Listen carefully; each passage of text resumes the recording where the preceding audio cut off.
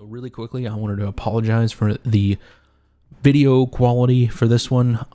It's not the best, but I'm actually having some technical difficulties with my setup, with my light, with my camera. So today we're going to be talking about, do bad reviews kill companies? And I have a few thoughts on this that I figured would be cool coming from a small reviewer perspective. First of all, this is all coming from MKBHD. He made a video on the Humane AI Companion Pin and said it was the worst product he had ever used. And some people drew correlations to a company called Fisker, where that was an electric vehicle company that went out of business. It went bankrupt because of the reviews and the negative publicity that it received from the media. So first off, I just want to say, do bad reviews kill companies? Okay, two answers. I don't really like that question because how many companies have been bankrupt because of bad reviews? Probably not that many. Do bad reviews hurt companies? Oh yeah, 100%. I don't think anyone would argue against that. But to avoid deflecting and being pedantic, I'll just answer the question outright. Do bad reviews kill companies? Sure. Yeah, they can. 100%. But let me take the time in this video to talk about why that's a good thing. But first of all, I've been seeing a lot of reviewers get on here and talk about how they don't. Bad reviews do not kill companies, it's bad products. Which sure, there's loads of shitty companies out there that wouldn't have gone under or wouldn't have had their reputation diminished had a review on YouTube, a video or an article or a bad Amazon review.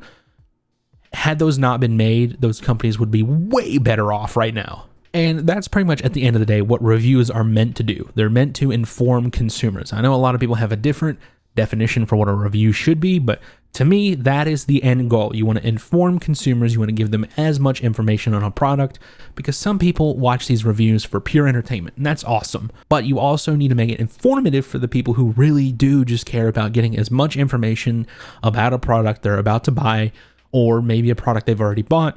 They want as much information on that as possible. And I know I'll do that. Like I watched like 7 fucking reviews of the FX3 before I bought it. And so that's what reviews are designed to do. Like keep consumers from buying bad products. That's the whole point of informing consumers, informing them whether something is bad or something is good. And I'll just put this out there. An informed consumer is only bad if you're making bad products. You only have to worry about it if you make bad products. Because if you make bad products and a review comes out and it's bad and it informs consumers that your product sucks, that's your worst fucking nightmare. And I'll just put this out there. I was actually surprised. My previous video was a review on Piranha Mouse Mods, one of their mice, and it was negative. It was a very negative review. I said it was the worst mouse I had ever used. And I was actually really surprised. I did not get the response that I thought I would have gotten. I thought I would have gotten most people going, oh, well, that's not the response I had. That's not the experience I had. And maybe some people going, fuck you, because it's the internet. But I mostly got people saying, yeah, I don't think I'll buy a Piranha Mouse Mods mouse now. I'll avoid that company. From some guy with like 300 subscribers on YouTube. They just took my word and my word alone and then ran with it. What? Don't get me wrong, that's cool. That's cool as shit. Like that I put together such an informative video that someone was like, yeah, I don't need to know any more about it. But at the same time, it's like, dude, go watch another couple videos. Like, I'm just me. You might not have this experience. I said in the video, this might be one of a million mice for Piranha Mouse Mods, and they might produce insanely high build quality mice. But I like that bad reviews kept people away from that company. My video alone probably cost them $1,000 of revenue for this quarter or whatever, which I guess in the grand scheme of things isn't really that much, but it's cool that I can have an impact. My small review had an impact. Imagine what somebody like MKBHD or Linus Tech Tips would do. Oh my God. So again, they do have an impact. They can kill companies, but what I really want to get into, and the main meat and potatoes of my point, is that it's not the reviewer's fault. So it's not the reviewer's fault if consumers make the decision to avoid a product because of it being a poor product. That's called capitalism, actually. But if a company comes out and they release gutter trash, hot garbage, dumpster fire level product, then it's not going to go anywhere. It's gonna tank. This happens all the time. This has happened millions of times throughout history. This is exactly how our system is designed to work. You know, I know a lot of people on the internet want to be cute and think, oh, everyone deserves a chance to prosper. No, that's not how the world works. That's not how it's ever gonna work. That's not how it's ever worked in the times past. And honestly, who would want to live in a world where if a bad product comes out, so let's say this mouse right here, you know, this is a mouse. Pretend this is just a nameless mouse. I made this. Let's say I made this, right? Hi guys, this is my new mouse. It sucks total gutter balls. Please buy it.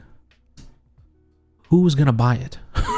Do we want to live in a world where even though this mouse sucks, I've admitted it sucks, everyone thinks it sucks, people support my company because I'm a one-man show.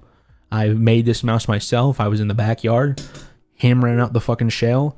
Do we want to live in a world where that's the case? Because I don't want companies to be supported when they make bad products. I don't want them to have websites designed to sell this product.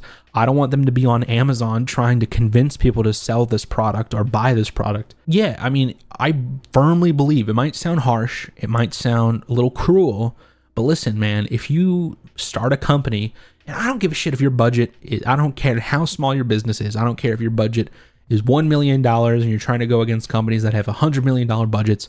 Listen, man, if you start a company, good on you. You know, I can respect it. Let me just say that. I can respect the hustle. I respect the starting the business thing. But listen, man, if you start a company and the first thing you release is a product that does not deliver on a single promise that you gave, your company probably shouldn't be left unscathed, is all I'm going to say. Fisker is dead. They died because so many people bought that car, so many people reviewed that car, and so many people said the car sucked that no one wanted to buy it.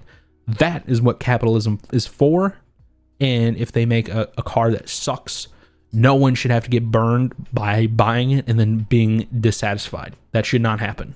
And you should be happy that that doesn't happen. How mad would you be if you bought a product and it was literally not what you bought? Like, quite literally the exact opposite and antithesis of what you bought. You'd probably be a little pissed, especially if you paid $700 for it. But yeah, let's wrap this video up. In closing, companies shouldn't make bad products. That's the end of the road thing. Companies should be obligated to make good products. And yes, it is because of the review, you can say, but the reason that the review killed the company is because consumers took the information that was within the review and decided, the product is terrible. Probably shouldn't buy it. Therefore, the market worked exactly as it's intended. The consumers voted with their dollar and they did not buy the bad product. They bought the good one. Let me just end it with this. Go ahead and put in the comments, did you watch MKBHD's video on the Humane Companion AI pin?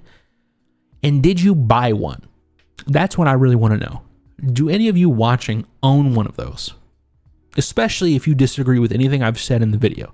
Do you own one?